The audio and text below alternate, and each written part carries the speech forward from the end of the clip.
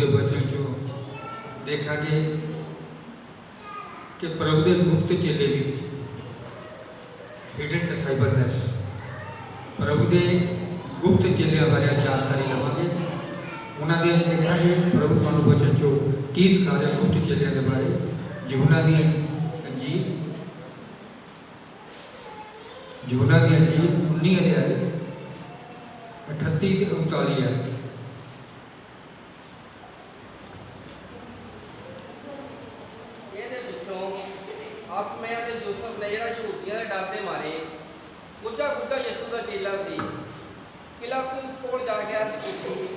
जो मैं यीशु की लोथ लै जावा, और पिलातुस ने हुक्म दे दिता, सो आया और उसकी लोथ लै गया। निकुदेमुस भी जिहड़ा पहला उहदे कोल रात नूं आया सी, 50 कठेर गंदरस अते ऊद रड़े होए लिआया। फिर उन्होंने यीशु की लोथ लैके उन्होंने सुगंधा नाम महीने कपड़े में पलेटिया, जिवें यहूदियां दे कफनाउण दी रीत सी। प्रभु का वचन है। प्रभु का वचन पढ़े जान, सुने जान ते बरकत हो। दो जना बारे ते पढ़िया, दो लोगों बारे पढ़िया, एक अरमतिया का यूसुफ, एक निकोदेमुस।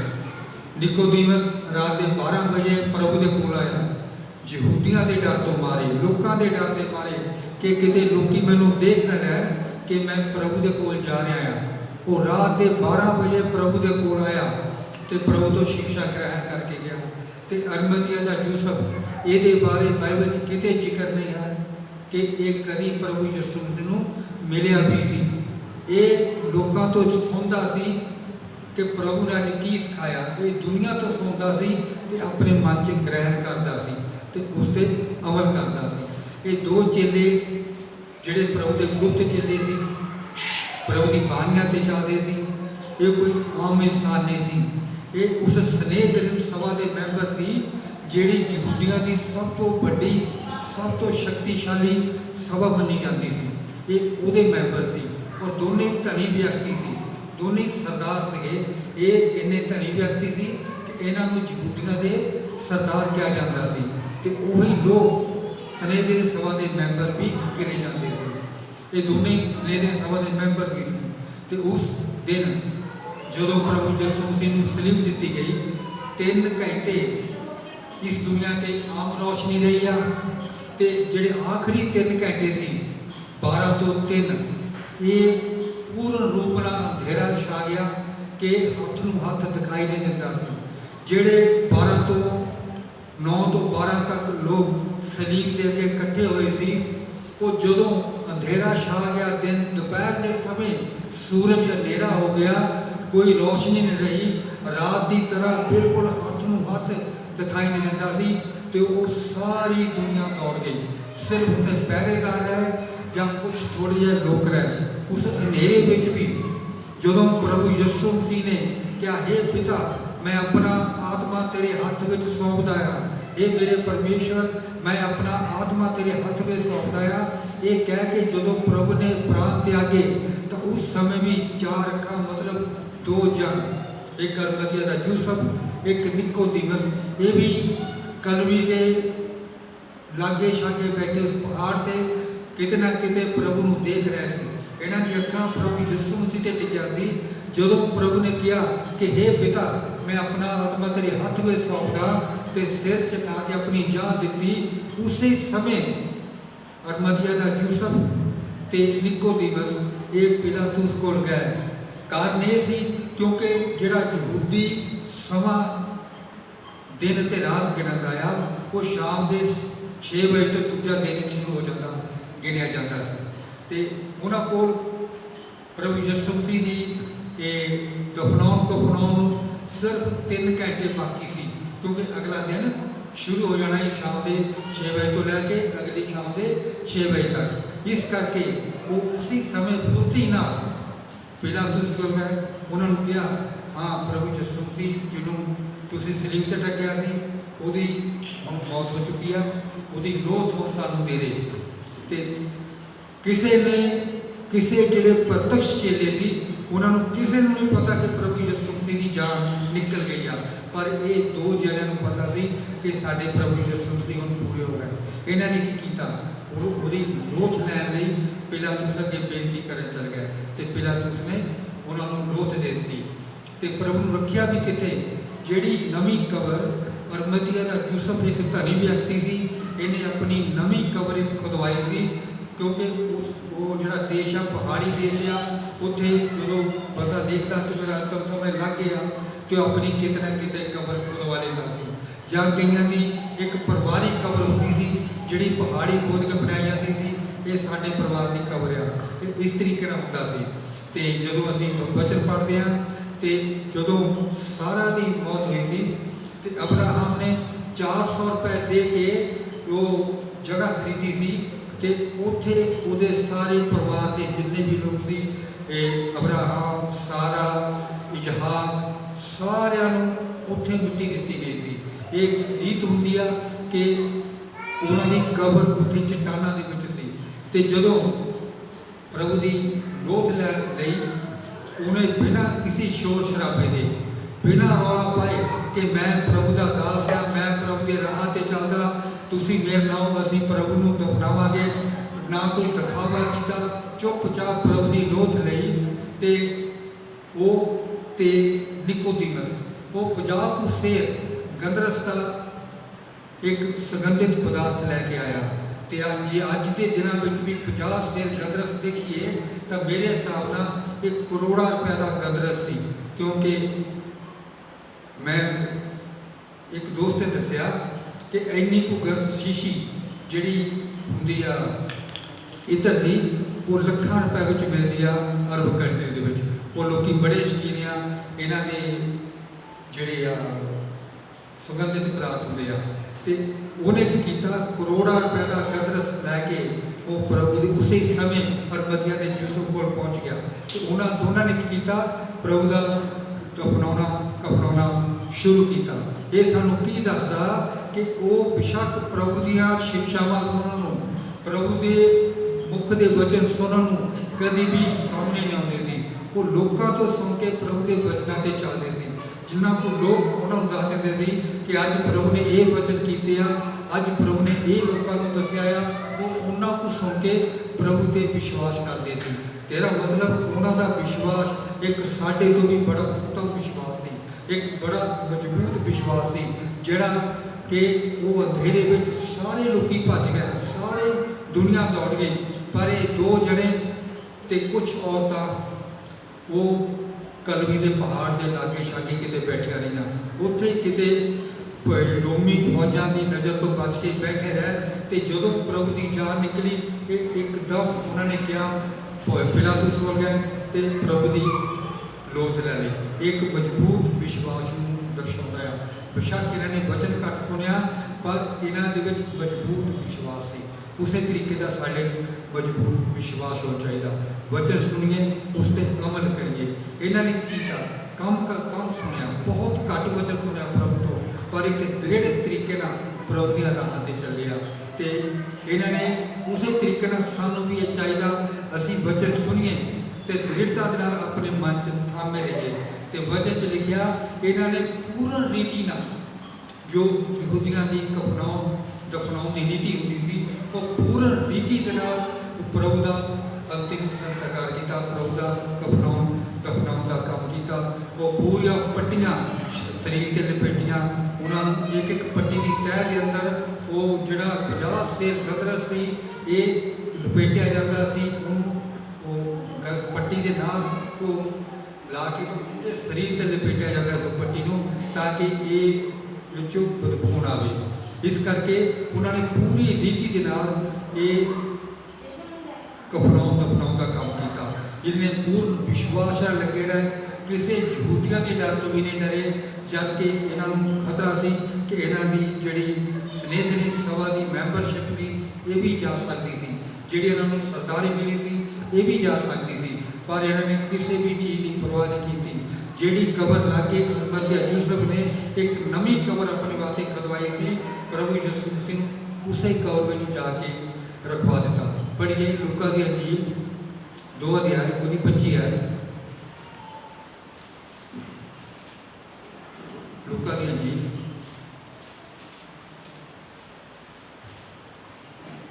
ਅਤੇ ਵੇਖੋ ਯਰੂਸ਼ਲਮ ਵਿੱਚ ਸਮੌਨ ਕਰੇ ਇੱਕ ਮਨੁੱਖ ਸੀ, ਉਹ ਧਰਮੀ ਅਤੇ ਭਗਤ ਲੋਕ ਸੀ, ਅਤੇ ਇਜ਼ਰਾਇਲ ਦੀ ਸੱਜੀ ਦੀ ਉਡੀਕ ਵਿੱਚ ਸੀ, ਅਤੇ ਪਵਿੱਤਰ ਆਤਮਾ ਉਸ ਦੇ ਉੱਤੇ ਸੀ। ਹਾਲੇਲੂਇਆ। ਇਹ ਸ਼ਮੌਨ ਨਾਮ ਦਾ ਇੱਕ ਮਨੁੱਖ ਸੀ, ਇਹ ਧਰਮੀ ਤੇ ਭਗਤ ਸੀ, ਤੇ ਇਹ ਪ੍ਰਭੂ ਦੇ ਆਉਣ ਦੀ ਬਾਟ ਜੋ ਰਿਹਾ ਸੀ। ਜਦੋਂ ਪ੍ਰਭੂ ਯਿਸੂ ਮਸੀਹ 8 ਦਿਨਾਂ ਦੇ ਸੀ ਤੇ ਇੱਥੇ ਪਵਿੱਤਰ ਆਤਮਾ ਨੇ ਪ੍ਰਗਟ ਕੀਤਾ ਕਿ ਜਿਹਦੀ ਬਾਟ ਤੂੰ ਜੋ ਰਿਹਾ ਆ ਉਹ ਪਵਿੱਤਰ ਹੈਕਲ ਜਾ ਰਿਹਾ, ਤੇ ਉਸੇ ਸਮੇਂ ਆਤਮਾ ਦੇ ਉਕਸਾਉਣ ਨਾਲ ਇਹ ਉੱਥੇ ਆਇਆ ਤੇ ਇਹਨੇ ਆਪਣੇ ਪ੍ਰਭੂ ਯਿਸੂ ਮਸੀਹ ਨੂੰ ਬੋਝ ਲਿਆ ਤੇ ਇਹਨੇ ਕਿਹਾ ਕਿ ਅੱਜ ਮੇਰੀਆਂ ਅੱਖਾਂ ਨੇ ਉਹ ਮੁਕਤੀ ਦੇਖੀ ਜਿਹੜੀ ਤੂੰ ਦੁਨੀਆ ਲਈ ਤਿਆਰ ਕੀਤੀ ਆ। ਇਹ ਵੀ ਇੱਕ ਪ੍ਰਭੂ ਦਾ ਗੁਪਤ ਚੇਲਾ ਸੀ। ਇਹ ਪ੍ਰਭੂ ਦੇ ਆਉਣ ਦੀ ਉਡੀਕ ਕਰਦਾ ਸੀ, ਇਹ ਪ੍ਰਭੂ ਦੇ ਆਉਣ ਦੀ ਉਡੀਕ ਵਿੱਚ ਸੀ। ਤੇ ਜਦੋਂ ਪ੍ਰਭੂ ਬਾਲਕ ਪ੍ਰਭੂ ਯਿਸੂ ਮਸੀਹ ਸਿਰਫ 8 ਦਿਨ ਦਾ ਬੱਚਾ ਸੀ, ਉਦੋਂ ਪਵਿੱਤਰ ਹੈਕਲ ਵਿੱਚ ਆਇਆ ਤੇ ਇਹਦੀਆਂ ਅੱਖਾਂ ਨੇ ਉਸੇ ਸਮੇਂ ਪਹਿਚਾਨ ਲਿਆ ਕਿ ਸੱਚਮੁੱਚ ਇਹੀ ਮੁਕਤੀਦਾਤਾ ਪਰਮੇਸ਼ਰ ਆ ਜਿਹੜਾ ਇਸ ਦੁਨੀਆ ਵਿੱਚ ਆਉਣ ਵਾਲਾ ਸੀ। ਇਹ ਪ੍ਰਭੂ ਆ ਜਿਹੜਾ ਆਪਣੇ ਸੰਤਾਂ ਤੇ ਆਪਣੇ ਭਗਤਾਂ ਤੇ ਆਪਣੇ ਮੰਨਣ ਵਾਲਿਆਂ ਵਾਸਤੇ ਖੋਲਦਾ।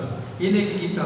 ਇੱਕ ਸਬਰ ਦੇ ਨਾਲ ਪ੍ਰਭੂ ਦੀ ਰਾਹ ਤੇ ਚੱਲਦਾ ਰਿਹਾ, ਸਬਰ ਦੇ ਨਾਲ ਪ੍ਰਭੂ ਦੇ ਵਚਨਾਂ ਤੇ ਚੱਲਦਾ ਰਿਹਾ, ਤੇ ਜਿਹੜਾ ਪ੍ਰਭੂ ਨੇ ਇਹਨਾਂ ਵਚਨ ਕੀਤਾ ਸੀ ਉੱਤੇ ਸਬਰ ਦੇ ਨਾਲ ਆਸ ਰੱਖੀ। ਦਾਊਦ ਵੀ ਕਹਿੰਦਾ ਮੈਂ ਸਬਰ ਦੇ ਨਾਲ ਆਸ ਰੱਖ ਕੇ ਯਹੋਵਾ ਦੀ ਕਰਦਾ ਸਾਂ ਇੰਤਜ਼ਾਰੀ। ਉਸੇ ਤਰੀਕੇ ਨਾਲ ਇਸਨੇ ਜੀਵਨ ਬਿਤਾਇਆ ਤੇ ਪ੍ਰਭੂ ਨੇ ਇਹਨੂੰ ਇੱਕ ਚਾਹੇ ਬਾਅਦ ਨੂੰ ਵਿੱਚ ਦਰਸ਼ਨ ਦਿੱਤੇ ਤੇ ਤਾਂ ਉਹਨੇ ਕੀ ਕਿਹਾ? ਹੁਣ ਤੂੰ ਆਪਣੇ ਦਾਸ ਨੂੰ ਸ਼ਾਂਤੀ ਦੇ ਨਾਲ ਵਿਦਾ ਕਰਦਾ ਆ। ਇਹ ਵੀ ਇੱਕ ਪ੍ਰਭੂ ਦਾ ਗੁਪਤ ਦਾਸ ਸੀ। ਪੜ੍ਹੀਏ ਯਹੋਨਾ ਦੀ ਅਜੀਬ 7 ਅਧਿਆਇ ਉਹਦੀ 51 ਆਇਤ।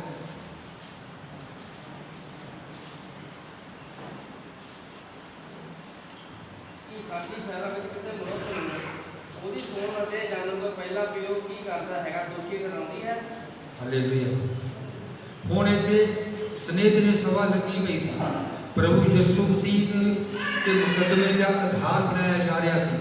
ਇਹ ਬੜੇ ਲੋਕ ਇਸ ਜਗ੍ਹਾ ਇਕੱਠੇ ਸੀ, ਸਾਰੇ ਸਨੇਹਦਰੀ ਸਭਾ ਇਸ ਜਗ੍ਹਾ ਇਕੱਠੀ ਸੀ ਤੇ ਜਿਹੜੇ ਮੰਦਰ ਦੇ ਪਹਿਰੇਦਾਰ ਸੀ ਉਹਨਾਂ ਦੀ ਡਿਊਟੀ ਲਾਈ ਸੀ ਕਿ ਤੁਸੀਂ ਪ੍ਰਭੂ ਯਿਸੂ ਮਸੀਹ ਦੇ ਪਿੱਛੇ ਰਹਿਣਾ, ਉਹਦੇ ਨਾਲ ਘੁੰਮਣਾ। ਜਦੋਂ ਵੀ ਉਹਦੇ ਮੂੰਹ ਚੋਂ ਕੋਈ ਗਲਤ ਗੱਲ ਨਿਕਲੇ ਉਸੇ ਸਮੇਂ ਪਕੜ ਕੇ ਤੁਸੀਂ ਉਹਨੂੰ ਸਾਡੇ ਕੋਲ ਲਿਆਓ ਤੇ ਅਸੀਂ ਉਹਨੂੰ ਸਜ਼ਾ ਦੇਣ ਦਾ ਪ੍ਰਬੰਧ ਕਰਾਂਗੇ। ਜਦੋਂ ਉਹ ਪਹਿਰੇਦਾਰ ਆਏ ਆ ਤੇ ਇਹਨਾਂ ਨੇ ਪੁੱਛਿਆ ਸਨੇਹਦਰੀ ਸਭਾ ਨੇ ਕਿ ਤੁਸੀਂ ਉਹਨੂੰ ਫੜ ਕੇ ਕਿਉਂ ਨਹੀਂ ਲਿਆਏ, ਤੇ ਉਹਨਾਂ ਨੇ ਕੀ ਕਿਹਾ ਕਿ ਇਸ ਤੋਂ ਪਹਿਲਾਂ ਕਦੀ ਕਿਸੇ ਮਨੁੱਖ ਨੇ ਅਜਿਹੀਆਂ ਗੱਲਾਂ ਨਹੀਂ ਕੀਤੀਆਂ ਜਿਹੋ ਜਿਹੀਆਂ ਪ੍ਰਭੂ ਯਿਸੂ ਮਸੀਹ ਨੇ ਕੀਤੀਆਂ। ਅਸੀਂ ਉਹਨੂੰ ਕਿਹੜੀ ਗੱਲ ਤੋਂ ਫੜਦੇ?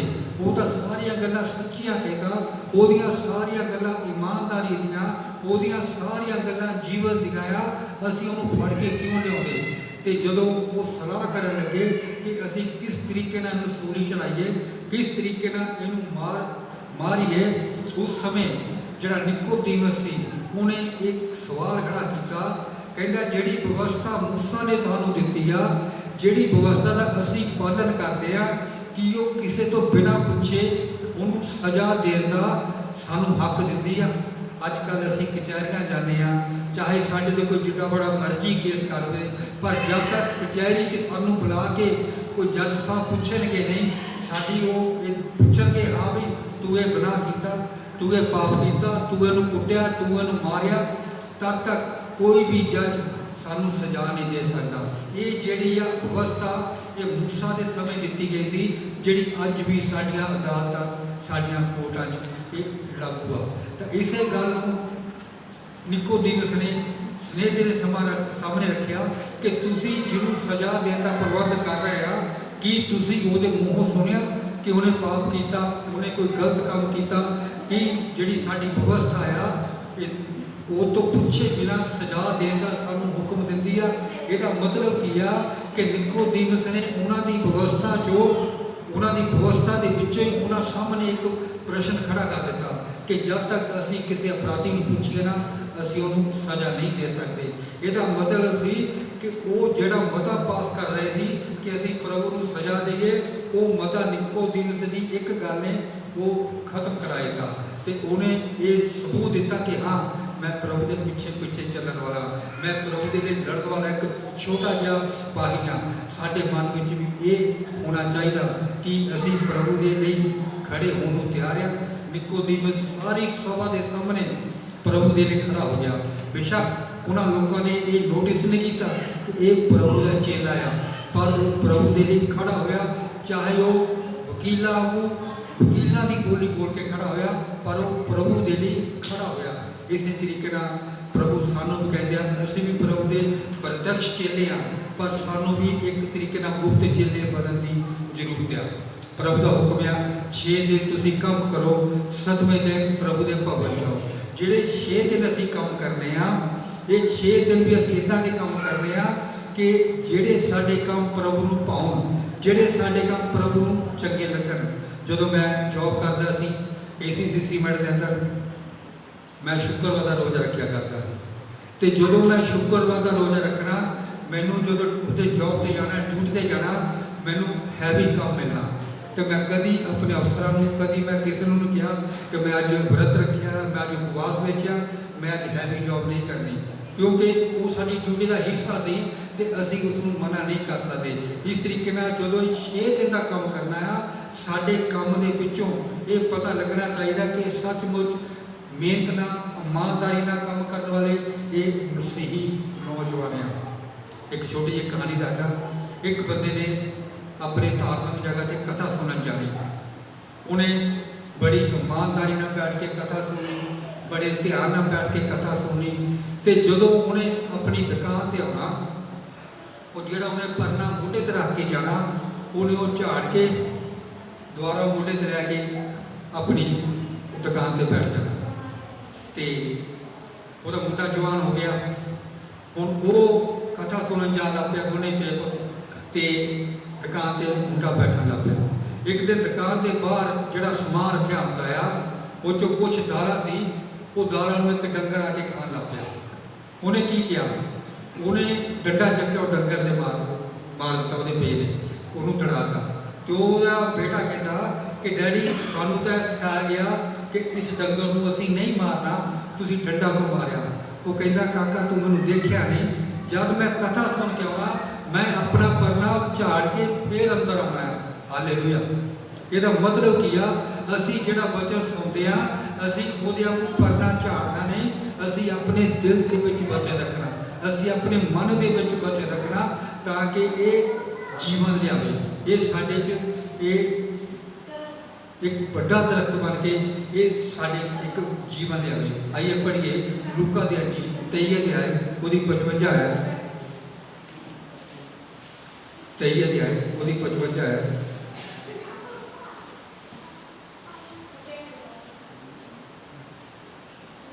ਅਤੇ ਉਹ ਤੀਵੀਆਂ ਜਿਹੜੀਆਂ ਗਲੀਲ ਤੋਂ ਉਹਦੇ ਨਾਲ ਆਈਆਂ ਸਨ, ਉਹਨਾਂ ਵੀ ਮਗਰ ਮਗਰ ਜਾ ਕੇ ਕਬਰ ਨੂੰ ਵੇਖਿਆ, ਅਤੇ ਨਾਲੇ ਇਹ ਕਿ ਉਹਦੀ ਲੋਥ ਕਿੱਥੇ ਰੱਖੀ ਗਈ। ਹਾਲੇਲੂਇਆ। ਉਹ ਤੀਵੀਆਂ ਜਿਹੜੀਆਂ ਗਲੀਲ ਤੋਂ ਹੀ 3 ਪ੍ਰਦੇਸ ਸੀ, ਇੱਕ ਗਲੀਲ ਦਾ, ਇੱਕ ਯਹੂਦਾ ਦਾ, ਇੱਕ ਸਾਮਰੀਆ ਦਾ। ਇਹ ਯਰੂਸ਼ਲਮ ਵਿੱਚ 3 ਪ੍ਰਦੇਸ ਸੀ, ਤੇ ਇਹ ਗਲੀਲ ਤੋਂ ਹੀ ਇਹ ਔਰਤਾਂ ਪ੍ਰਭੂ ਦੀ ਸੇਵਾ ਕਰਨ ਲਈ ਪ੍ਰਭੂ ਦੇ ਪਿੱਛੇ ਪਿੱਛੇ ਚੱਲਦੀਆਂ ਸੀ।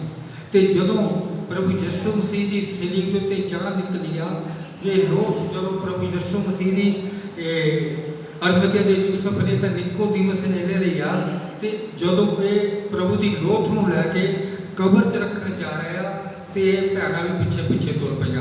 अज असीं देखते हैं साडे समाज में भी जो किसी की डैथ हो जाती है, तो जिहड़े अर्थी चक के नौजवान चले होंदे आ, ते जिहड़े साडे भाई लोग होंदे आ वो अगे अगे होंदे आ, भैन थोड़ा पिछे होकर चलदियाँ। ये हर देश में यो रीति रिवाज होता है, जो किसी की डैथ होंदी आ ते जिहड़े लोग अर्थी लैके चलते आ, आदमी वो अगे होंदे आ ते भैन पिछे होंदियां। इत्थे भी सानूं सेम बाइबल च इहो मिलदा आ कि अरमतिया दा यूसुफ ते निकोदेमुस ये प्रभु दा ये दफनाउण लई अगे अगे प्रभु नूं लैके जा रहे आ, ते ये जिहड़ियां भैणां आ ये पिछे पिछे जा रही। तो जो प्रभु यीशु मसीह की लोथ नूं इन्होंने वो कबर में रख के अगे पत्थर लड़काया, उस समय तक ये भैन बैठिया देखते रही कि साडे प्रभु नूं इन्होंने कित्थे रखिया, किहड़ी कबर प्रभु यीशु मसीह नूं रखिया। ये गलील तो ही प्रभु यीशु मसीह के ਇਹ ਗਲੀਲ ਤੋਂ ਹੀ ਪ੍ਰਭੂ ਦਾ ਵਚਨ ਸੁਣਦੀਆਂ ਆ ਰਹੀਆਂ ਸੀ। ਇਹ ਗਲੀਲ ਤੋਂ ਹੀ ਪ੍ਰਭੂ ਦੇ ਵਚਨਾਂ ਤੇ ਅਮਲ ਕਰਦੀਆਂ ਆ ਰਹੀਆਂ ਸੀ। ਤੇ ਗਲੀਲ ਇੱਕ ਉਹ ਸ਼ਹਿਰ ਆ ਜਿਹਦੇ ਬਾਰੇ ਇਹ ਕਿਹਾ ਜਾਂਦਾ ਕਿ ਜਦੋਂ ਅਸੀਂ ਇਹਦੀ 52 ਪੜ੍ਹਦੇ ਹਾਂ, ਉੱਥੇ ਲਿਖਿਆ ਕਿ ਜਾਂਚ ਤੇ ਪਰਖ, ਕੋਈ ਗਲੀਲ 'ਚੋਂ ਕੋਈ ਭਵਿੱਖਵਕਤਾ ਖੜਾ ਹੁੰਦਾ। ਗਲੀਲ ਨੂੰ ਇੱਕ ਅਨਪੜ੍ਹ ਲੋਕਾਂ ਦਾ ਪ੍ਰਦੇਸ਼ ਕਿਹਾ ਜਾਂਦਾ ਸੀ, ਇੱਕ ਗਵਾਰ ਲੋਕਾਂ ਦਾ ਪ੍ਰਦੇਸ਼ ਕਿਹਾ ਜਾਂਦਾ ਸੀ। ਇਹ ਉੱਦਾਂ ਦਾ ਪ੍ਰਦੇਸ਼ ਸੀ ਜਿੱਥੇ ਕੋਈ ਸਮਝਦਾਰ ਬੰਦਾ ਕਦੀ ਹੁੰਦਾ ਹੀ ਨਹੀਂ। ਜਿਸ ਤਰ੍ਹਾਂ ਅਸੀਂ ਆਮ ਕਹਿੰਦੇ ਹਾਂ ਕਿ ਯੂਨਾਨੀ ਲੋਕ ਬੜੇ ਸਮਝਦਾਰ ਹੁੰਦੇ ਆ, ਉਹ ਬੜੇ ਫਿਲਾਸਫਰ ਹੁੰਦੇ ਆ, ਇਹ ਇੱਕ ਦੁਨੀਆ 'ਚ ਮੰਨਿਆ ਜਾਂਦਾ ਆ। ਇਸੇ ਤਰੀਕੇ ਨਾਲ ਗਲੀਲ ਬਾਰੇ ਮੰਨਿਆ ਜਾਂਦਾ ਸੀ। ਪਰ ਪ੍ਰਭੂ ਗਲੀਲ ਜੋ ਆਇਆ, ਉਹਨੇ ਸਾਰੀ ਦੁਨੀਆ 'ਚ ਉਹਦਾ ਪਰਤਾ ਸਾਰੀ ਦੁਨੀਆ ਨੇ ਦੇਖਿਆ। ਤੇ ਜਦੋਂ ਇਹ ਭੈਣਾਂ ਵੀ ਗਲੀਲ ਤੋਂ ਪ੍ਰਭੂ ਦੇ ਪਿੱਛੇ ਆਈਆਂ, ਇਹ ਵੀ ਸੇਵਾ ਕਰਦਿਆਂ ਕਰਦਿਆਂ ਪ੍ਰਭੂ ਦੇ ਨਾਲ ਤੁਰਿਆ ਰਹੀਆਂ। ਤੇ 30 ਦਿਨ ਜਦੋਂ ਇਹ ਪ੍ਰਭੂ ਯਿਸੂ ਮਸੀਹ ਦੀ ਦੇਹ ਤੇ ਮਹਿੰਗੇ ਮੁੱਲ ਦਾ ਇੱਤਰ ਲੈ ਕੇ ਆਈਆਂ, ਉਸ ਦਿਨ ਇਹਨਾਂ ਭੈਣਾਂ ਨੇ ਜਿੰਦਾ ਹੋਏ ਪ੍ਰਭੂ ਯਿਸੂ ਦਾ ਦਰਸ਼ਨ ਦੇਖਿਆ। ਜਦੋਂ ਪ੍ਰਭੂ ਦੇ ਪਿੱਛੇ ਪਿੱਛੇ ਚੱਲ ਰਿਹਾ, ਪ੍ਰਭੂ ਸਾਨੂੰ ਆਪਣੇ ਇੱਕ ਇੱਕ ਕਦਮ ਕਰਕੇ ਵਧਾਈ ਜਾਂਦਾ। ਪੜ੍ਹੀਏ ਪ੍रेरितों ਦੇ ਕੰਮ 4 ਅਧਿਆਇ ਉਹਦੀ 13 ਆਇਤ। ਜਾਂ ਉਹਨਾਂ ਨੇ ਪਤਰਸ ਅਤੇ ਯੋਹੰਨਾ ਦੀ ਦਲੇਰੀ ਵੇਖੀ ਅਤੇ ਜਾਣਿਆ ਜੋ ਵਿਦਵਾਨ ਨਹੀਂ ਸਗੋਂ ਆਮ ਵਿੱਚੋਂ ਹਨ, ਤਾਂ ਚੱਜ ਮੰਨਿਆ। ਫਿਰ ਉਹਨਾਂ ਨੂੰ ਪਛਾਣਿਆ ਕਿ ਇਹ ਯਿਸੂ ਦੇ ਨਾਲ ਰਹੇ ਸਨ। ਹਾਲੇਲੂਇਆ। ਫਿਰ ਉਹਨਾਂ ਨੇ ਪਛਾਣਿਆ ਕਿ ਯਿਸੂ ਦੇ ਨਾਲ ਆਇਆ, ਇਹ ਪ੍ਰਭੂ ਯਿਸੂ ਮਸੀਹ ਦੇ ਨਾਲ ਆ ਕੇ ਇੰਨੇ ਦਲੇਰ ਹੋ ਗਏ ਆ। ਇਹਨਾਂ 'ਚ ਇੰਨੀ ਦਲੇਰੀ ਕਿੱਥੋਂ ਆਈ ਆ? ਕਿਉਂਕਿ ਪ੍ਰਭੂ ਦੇ ਨਾਲ ਆਇਆ। ਸਾਡੇ ਪ੍ਰਭੂ ਯਿਸੂ ਮਸੀਹ ਪਰਤਾਏ ਗਏ। 40 ਦਿਨ 40 ਰਾਤ ਉਹ ਭੁੱਖੇ ਤੇ ਪਿਆਸੇ ਨਿਰਾਹਾਰ ਵਨ ਪਸ਼ੂਆਂ ਦੇ ਵਿੱਚ ਰਹੇ। 40 ਦਿਨ ਤੱਕ ਉਹਨਾਂ ਨੇ ਕੁਛ ਨਹੀਂ ਖਾਧਾ। 40ਵੇਂ ਦਿਨ ਵੀ ਜਦ ਸ਼ੈਤਾਨ ਉਹਨਾਂ ਦੇ ਕੋਲ ਪਹੁੰਚਿਆ ਤੇ ਸ਼ੈਤਾਨ ਨੇ ਕਿਹਾ ਇਹਨਾਂ ਪੱਥਰਾਂ ਨੂੰ ਰੋਟੀਆਂ ਬਣ ਜਾਣ, ਆਪਣੇ ਆਪ ਨੂੰ ਹੈਕਲ ਦੇ ਕਿੰਗਰੇ ਤੋਂ ਕਰਾ ਦੇ। ਸ਼ੈਤਾਨ ਨੇ ਫਿਰ ਵੀ ਉਹਦੀ ਪ੍ਰੀਖਿਆ ਚਾਲੂ ਰੱਖੀ। ਤੇ ਜਦੋਂ 2.5 ਸਾਲ 3 ਸਾਲ ਪ੍ਰਭੂ ਯਿਸੂ ਮਸੀਹ ਨੇ ਪ੍ਰਚਾਰ ਕੀਤਾ, 2.5 ਸਾਲ, ਤੇ ਉਹ 2.5 ਸਾਲਾਂ ਦੇ ਦੌਰਾਨ ਵੀ ਸ਼ੈਤਾਨ ਹਰ ਜਗ੍ਹਾ ਹਮਲੇ ਕਰਦਾ ਰਿਹਾ। ਸਨੇਹਦਨ ਸਭਾ ਹਮਲੇ ਕਰਦੀ ਰਹੀ। ਫਰੀਸੀ ਤੇ ਸਦੂਕੀ ਪ੍ਰਭੂ ਯਿਸੂ ਮਸੀਹ ਦੇ ਹਮਲੇ ਕਰਦੇ ਰਹੇ, ਪਰ ਪ੍ਰਭੂ ਯਿਸੂ ਮਸੀਹ ਨੂੰ ਕੋਈ ਵੀ ਚੀਜ਼ ਗੱਲ ਪਰੇਸ਼ਾਨ ਨਹੀਂ ਕਰ ਸਕੀ। ਕਦੀ ਵੀ ਨਹੀਂ ਕਿਹਾ ਪ੍ਰਭੂ ਯਿਸੂ ਮਸੀਹ ਨੇ ਕਿ ਮੈਂ ਯਹੂਦੀਆਂ ਤੋਂ ਤੰਗ ਆ ਗਿਆ, ਮੈਂ ਸਨੇਹਦਨ ਸਭਾ ਤੋਂ ਤੰਗ ਆ ਗਿਆ, ਮੈਂ ਸਦੂਕਿਆਂ ਤੋਂ ਪਰੇਸ਼ਾਨ ਹੋ ਗਿਆ, ਮੈਂ ਫਰੀਸੀਆਂ ਤੋਂ ਪਰੇਸ਼ਾਨ ਹੋ ਗਿਆ। ਪ੍ਰਭੂ ਯਿਸੂ ਮਸੀਹ ਕਦੀ ਵੀ ਕਿਸੇ ਵੀ ਗੱਲ ਤੋਂ ਪਰੇਸ਼ਾਨ ਨਹੀਂ ਹੋਏ। ਉਹ ਆਪਣੇ ਮਨ 'ਚ ਆਨੰਦ ਤੇ ਹਮੇਸ਼ਾ ਖੁਸ਼ੀ ਮਨਾਉਂਦੇ ਰਹੇ। ਤੇ ਅੰਤਿਮ ਸਮੇਂ ਵੀ ਜਦ ਯਹੂਦੀਆਂ ਨੇ ਜ਼ਿਆਦਾ ਹੀ ਪਰੇਸ਼ਾਨ ਕੀਤਾ ਤੇ ਪ੍ਰਭੂ ਨੇ ਕੀ ਕਿਹਾ? ਤੁਸੀਂ ਮੈਨੂੰ ਮਾਰ ਦੋਗੇ, ਮੈਂ 30 ਦਿਨ ਜਿੰਦਾ ਹੋ ਜਾਣਾ। ਤੁਸੀਂ ਜੋ ਮਰਜ਼ੀ ਕਰ ਲਓ, ਮੈਂ 30 ਦਿਨ ਜਿੰਦਾ ਹੋ ਜਾਣਾ। ਫਿਰ ਵੀ ਪ੍ਰਭੂ ਨੇ ਉਹਨਾਂ ਨੂੰ ਉਹ ਗੱਲ ਕਹੀ। ਇਸੇ ਕਰਕੇ ਜੋ ਯਹੂਦੀ ਲੋਕਾਂ ਨੇ ਇਹ ਦਲੇਰੀ ਦੇਖੀ ਕਿ ਇਹਨਾਂ 'ਚ ਯਿਸੂ ਜਿਹੀ ਦਲੇਰੀ ਕਿੱਥੋਂ ਆ ਗਈ ਆ, ਤੇ ਉਹਨਾਂ ਨੇ ਜਾਣਿਆ ਕਿ ਇਹ ਪ੍ਰਭੂ ਯਿਸੂ ਮਸੀਹ ਦੇ ਨਾਲ ਰਹੇ ਆ, ਇਹ ਪ੍ਰਭੂ ਯਿਸੂ ਦੇ ਨਾਲ ਵਚਨ ਸੁਣਦੇ ਰਹੇ ਆ। ਇਹਨਾਂ ਨੇ ਪ੍ਰਭੂ ਯਿਸੂ ਮਸੀਹ ਨੂੰ ਦੇਖਿਆ ਆ ਤੇ ਉਹੀ ਦਲੇਰੀ ਆ ਜਿਨ੍ਹਾਂ ਦੇ ਵਿੱਚ ਆ ਕਿ ਇਹ ਸਨੇਹਦਨ ਸਭਾ ਦੇ ਮੈਂਬਰਾਂ ਨੂੰ ਕਹਿ ਰਿਹਾ ਆ ਕਿ ਤੁਸੀਂ ਉਸ ਜੀਵਨ ਦੇ ਕਰਤਾ ਨੂੰ ਮਾਰ ਦਿੱਤਾ, ਜਿਹੜਾ ਸਾਨੂੰ ਜੀਵਨ ਦੇਣ ਆਇਆ ਸੀ। ਤੁਸੀਂ ਉਹਨੂੰ ਸੂਲੀ ਚੜਾ ਕੇ ਮਾਰ ਦਿੱਤਾ। ਇਹ ਪਤਰਸ ਨੇ ਸ਼ਬਦ ਕਹੇ। ਸੋ ਉਹੀ ਦਲੇਰੀ ਜਿਹੜੀ ਪ੍ਰਭੂ ਯਿਸੂ ਮਸੀਹ ਦੇ ਵਿੱਚ ਸੀ, ਜਿਹੜੀ ਅਰਮਦੀਆ ਦੇ ਯੂਸਫ ਦੇ ਵਿੱਚ ਸੀ। ਬੇਸ਼ੱਕ ਉਹ ਪ੍ਰਭੂ ਦੇ ਬਚਨ ਨੂੰ ਸ਼ਰੇਆਮ ਨਹੀਂ ਸੁਣਦੇ ਸੀ, ਉਹ ਲੁਕ ਛਿਪ ਕੇ ਸੁਣਦੇ ਸੀ। ਉਹ ਬਚਨ ਉਹਨਾਂ ਦੇ ਵਿੱਚ ਉੱਗਿਆ ਤੇ ਉਹਨਾਂ 'ਚ ਦਲੇਰੀ ਆਈ ਤੇ ਉਹਨਾਂ ਨੇ ਕੀ ਕੀਤਾ? ਅਰਮਦੀਆ ਦੇ ਪਿਲਾਤੁਸ ਕੋਲ ਪਹੁੰਚ ਗਏ ਤੇ ਕਿਹਾ ਸਾਨੂੰ ਉਹਦੀ ਲੋਥ ਦੇ, ਅਸੀਂ ਉਹਦਾ ਸੰਸਕਾਰ ਕਰਨਾ, ਅਸੀਂ ਉਹਨੂੰ ਦਫਨਾਉਣਾ ਆ। ਇਹ ਦਲੇਰੀ ਸੀ ਉਹਨਾਂ 'ਚ ਜਿਹੜੀ ਪ੍ਰਭੂ ਦੇ ਗੁਪਤ ਚੇਲੇ ਬਣਨ ਵਿੱਚ ਸੀ। ਅੱਜ ਸਾਡੇ ਚਰਚ ਦੇ ਵੀ ਗੁਪਤ ਚੇਲੇ ਆ। ਪ੍ਰਭੂ ਦੀ ਕਿਰਪਾ ਆ ਕਿ ਜਦੋਂ ਅਸੀਂ 25 ਦਸੰਬਰ ਮਨਾਈਦਾ ਜਾਂ ਕੋਈ ਪ੍ਰੋਗਰਾਮ ਕਰਨਾ ਹੁੰਦਾ, ਇਹ ਜਿਹੜੇ ਗੁਪਤ ਪ੍ਰਭੂ ਨੂੰ ਪਿਆਰ ਕਰਨ ਵਾਲੇ ਆ, ਗੁਪਤ ਪ੍ਰਭੂ ਦੀਆਂ ਸਿੱਖਿਆ ਸੁਣਨ ਵਾਲੇ ਆ, ਇਹ ਕਾਫੀ ਮਦਦ ਕਰਦੇ ਆ। ਇਹ ਸਾਨੂੰ ਪਤਾ। ਪ੍ਰਭੂ ਉਹਨਾਂ ਨੂੰ ਵੀ ਆਸ਼ੀਸ਼ ਤੇ ਬਰਕਤ ਦੇਵੇ। ਤੇ ਇਸੇ ਤਰੀਕੇ ਨਾਲ ਅਸੀਂ ਗੁਪਤ ਚੇਲੇ ਹੀ ਬਣਨਾ ਆ ਤੇ ਪ੍ਰਤੱਖ ਰੂਪ ਨਾਲ ਵੀ ਚੇਲੇ ਬਣਨਾ। ਪੜ੍ਹੀਏ ਮਤੀ ਦੀ ਅੰਜੀਲ 6 ਅਧਿਆਇ 6 ਆਇਤ। ਮਤੀ ਦੀ ਅੰਜੀਲ